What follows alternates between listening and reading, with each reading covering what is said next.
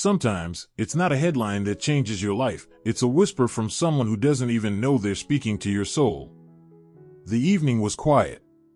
No cameras. No speeches. Just a soft jazz track floating through the air and a California sunset pouring golden light into Elon Musk's cliffside home. It wasn't supposed to be a night of revelations, just a casual gathering of powerful minds, the kind of people who shaped headlines but rarely let their guards down. Donald Trump wasn't planning to stay long.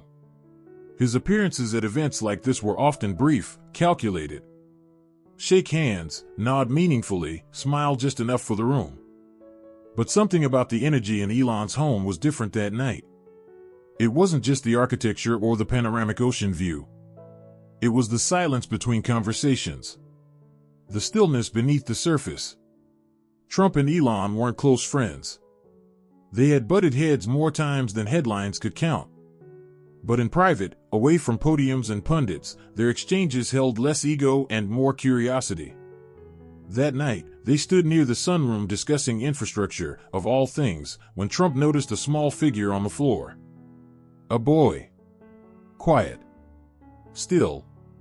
5 years old, maybe. Crayons in hand, legs folded beneath him, completely immersed in a world of color. "That's my son," Elon said softly behind him. "X." Trump watched him for a moment. No iPad. No toys. Just paper, crayons, and focus. "He's serious about it," Trump remarked, half chuckling. "He always is," Elon replied with a knowing smile. Trump stepped closer, the hardwood floor barely creaking under his shoes. He crouched, not an easy task for a man his age, and peered at the drawing. It wasn't a rocket ship, which he'd expected. It wasn't even a car. Just two stick figures. One with a broom. The other sitting alone on a bench, head hung low. "You like drawing people?" Trump asked. The boy looked up, nodded once, then went back to coloring. Trump pointed. "What's this one doing?" "He's helping," the boy said, without looking up. "Helping how?" "Cleaning," X replied. "So the other one doesn't feel bad." Trump blinked. "Is that what you want to be? Someone who helps?" The boy paused, picked up a blue crayon, and carefully finished a stripe on the figure's shirt. Then, without looking up, he said, "I want to help people when no one sees them." The room didn't go silent, it had already been silent. But in Trump's chest, something shifted. He stared at the boy. "Who told you that?" he asked, barely above a whisper. "No one," X said. "I just thought it." Trump didn't respond. Didn't say thank you or well said. He simply stood, walked back to the window, and stared out toward the endless Pacific. But inside him, that one sentence was louder than any applause he'd ever heard. He didn't sleep well that night. Not because of stress. Not because of news alerts or briefings or pending interviews. He didn't sleep because 5 words kept echoing in his mind like waves against the shore. Help people when no one sees them. When was the last time he did that? He spent the next day quieter than usual. His aides noticed. Meetings went by with minimal commentary. No interruptions. No brash jokes. Just nods. Silence. That afternoon, he opened a drawer in his personal office and pulled out a blank note card, the kind he'd used for decades to jot down lines for speeches.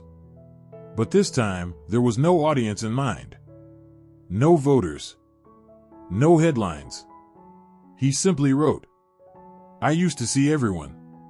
Then I learned to only see power." He stared at the card. Then, flipping it over, he wrote, "What if the strongest people are the ones no one looks at?" He tucked it into his jacket.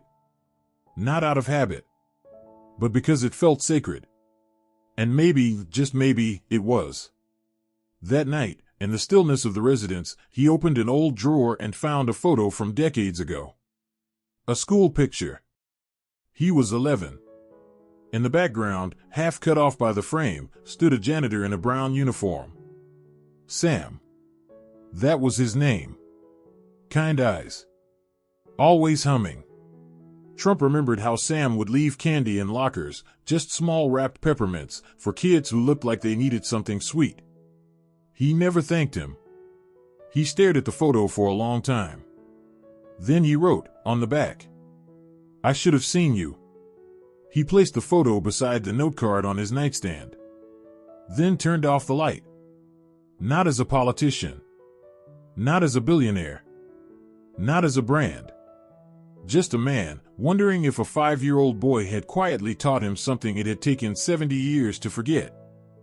The next morning began like any other. Briefings.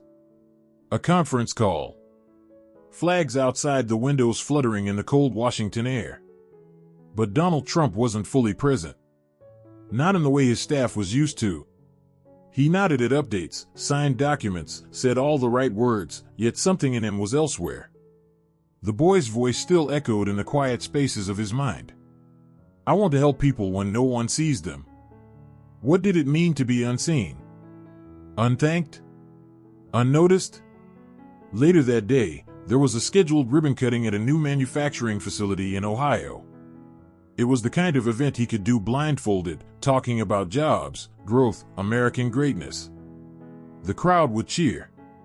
The cameras would flash. The coverage would follow. And it did. Exactly as predicted. But what came next was not in the schedule. After the speeches and photo ops, Trump turned to his security team and said, "I want to walk the floor." The request stunned his aides. "Sir, do you mean, with the media?" "No cameras," Trump said. "Just, let's take a walk." He moved past heavy machinery, long rows of conveyor belts, workers in safety goggles and reflective vests. Some looked up, surprised to see him so close. Others nodded respectfully. He shook a few hands. Asked a few names. Nothing extraordinary. Until he saw him. At the far end of the plant, near a dimly lit corridor, an older man swept the floor with slow, practiced movements. He wore a faded uniform, his shoulders slightly hunched. A limp in his left leg. No one was talking to him. No one even noticed him. Trump walked over. "Hi," he said. The man looked up, startled. "Mr. President? What's your name?" Trump asked. "Gerald," he replied. "Gerald Hunt. You've worked here long?" 15 years. "Cleanup crew." Trump nodded. "That's a hard job." Gerald shrugged. "Somebody's got to do it." Trump looked around. "Does anyone ever thank you?" Gerald gave a faint smile. "Not really. Not in a while." There was a pause. Then Trump reached into the inner pocket of his suit and pulled out something folded. It was the photo of Sam, the janitor from his childhood. "I had someone like you when I was a kid," Trump said, voice quieter now. His name was Sam. Left candy in lockers for kids who looked lonely. No one ever thanked him either. Gerald stared at the photo. "That him?" Trump nodded. "I kept this for decades. Didn't know why. Maybe this is why." He handed it to Gerald. "Keep it." Gerald was speechless. Trump added, almost gently, "You make the place clean so other people can feel important. But I see you." There was no media present. No applause. Just a moment between two people, one who swept the floors, and one who had once swept elections. On the plane ride back to D.C., Trump sat alone. No phone. No talking. Just thinking. "I see you." He whispered it under his breath, testing how it felt to say. When he got home, he went straight to his office, opened a drawer, and pulled out another note card. "Thank the people who let you walk past them." He placed it next to the others. Then opened a second drawer, this one empty. He stared at it for a moment, then began filling it. Not with strategies. Not with memos. But with memories. Names. Moments. One at a time. The next morning, he made a quiet request to his chief of staff. "I want a list," he said. "Everyone who works in this building. From the West Wing to the mailroom." His aide blinked. "You mean senior staff?" "No," Trump said. "I mean everyone. Janitors, kitchen staff, gardeners, security. All of them." The folder arrived 2 days later. Thick. Unmarked. He opened it and flipped through the names. Rosa, kitchen, 36 years. Thomas, groundskeeping, 29 years. Miguel, part-time janitor, 8 months. No titles. No headlines. Just names. He ran his fingers down the list like a man reading sacred scripture. Then he turned to his secretary and said, "Schedule 5-minute meetings. One person at a time." The first to walk in was Rosa. She wore her kitchen whites, pressed but aged, with the kind of wear you only get after decades of honest work. Her hands were folded, nervous. This wasn't a meeting she expected.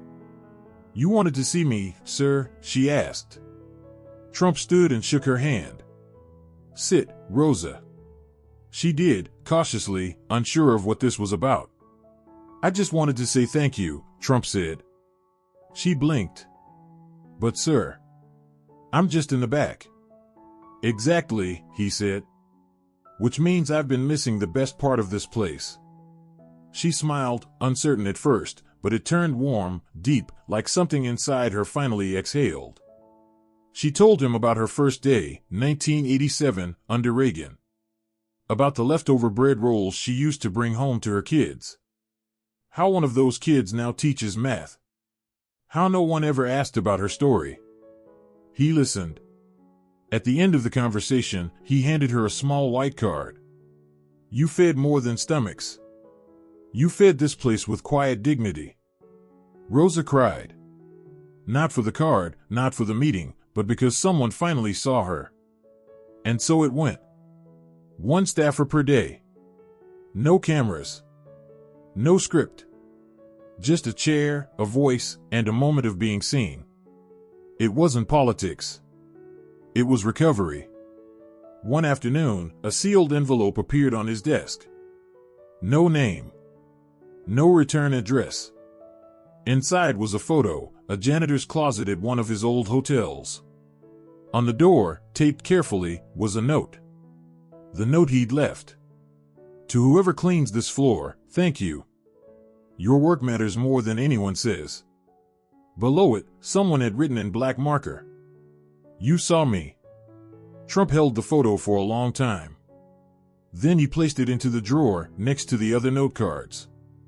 And he added one more. "Don't stop noticing." That evening, he wandered the grounds of the White House, hands in his coat pockets, snow crunching softly underfoot. He passed a young maintenance worker clearing a walkway with a snow shovel, head down, focused. "Cold night," Trump said. The man looked up, startled.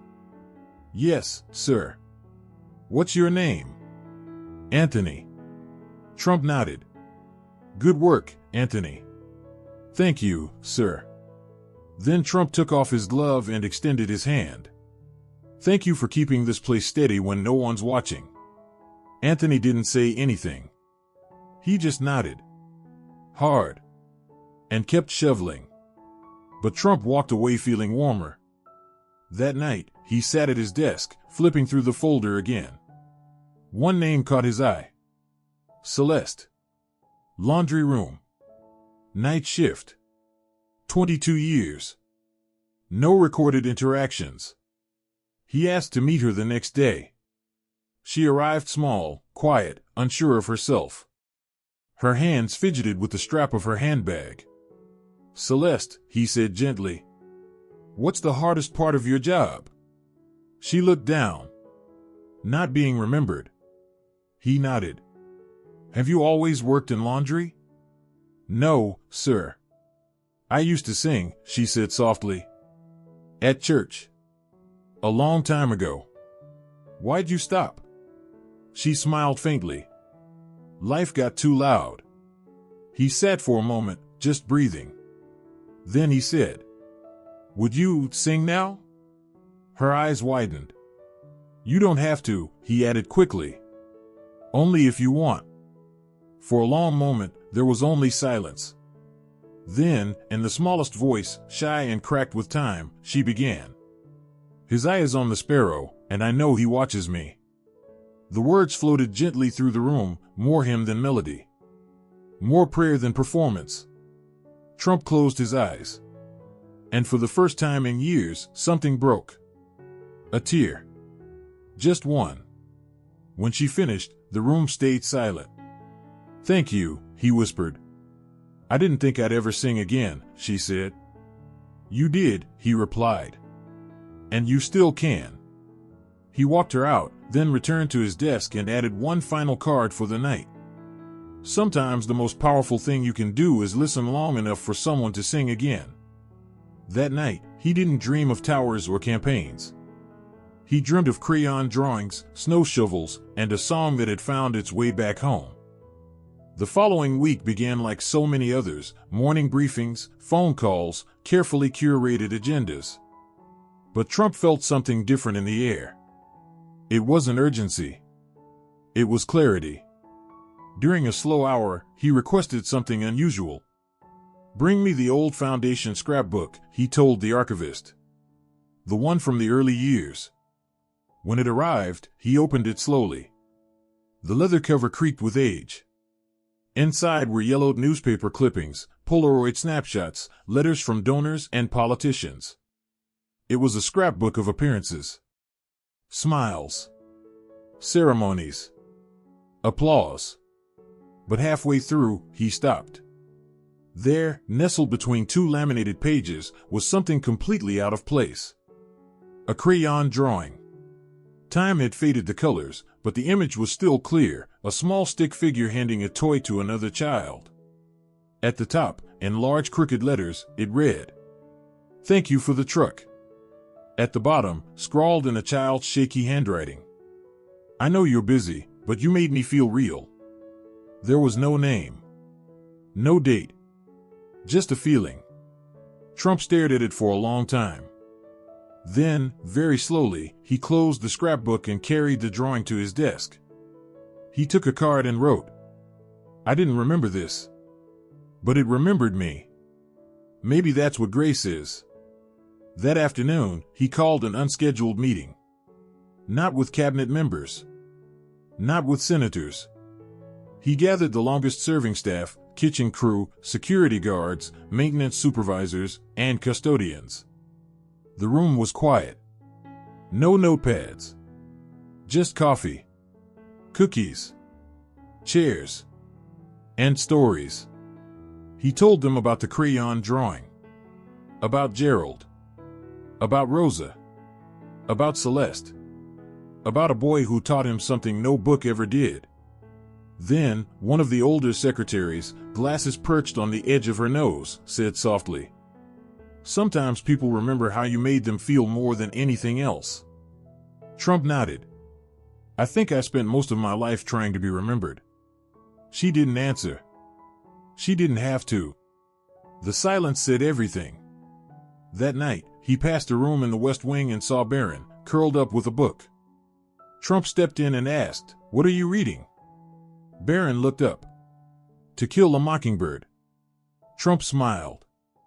"Do you like it?" Barron nodded. "It's about seeing people for who they really are." Trump sat beside him. "That's a good story." Then Barron asked, "Dad, did you always want to be seen?" Trump paused, taken aback. "I think I wanted to be known." "Is that the same thing?" He didn't answer right away. "No," he said at last. "One's about applause. The other's about truth." Barron thought for a moment. "I think I want the second one." Trump looked at him, and in that moment, he felt it again, the shift. He had once been taught by a janitor.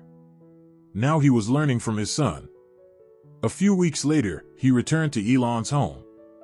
Quietly. No cameras. Just a personal visit. He found X sitting under a tree, crayons in hand again. "What are you drawing today?" Trump asked. X pointed to a figure on the paper. "A person building a ramp," he said. "For someone in a wheelchair." Trump blinked. "I wanted them to feel like they could go anywhere," X added, simply. Trump sat beside him, the breeze gentle between them. "You're 5, Trump said. "But you understand things most people never do." X shrugged. "I just think about stuff." Trump reached into his coat and pulled out a folded note he had written the night before. "Dear X, you said something once that I didn't forget. You said you wanted to help people when no one sees them. That made me start seeing.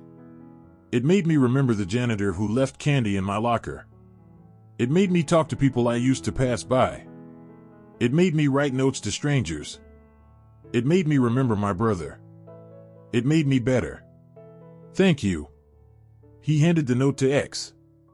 The boy didn't read it right away. He smiled and said, "You're welcome."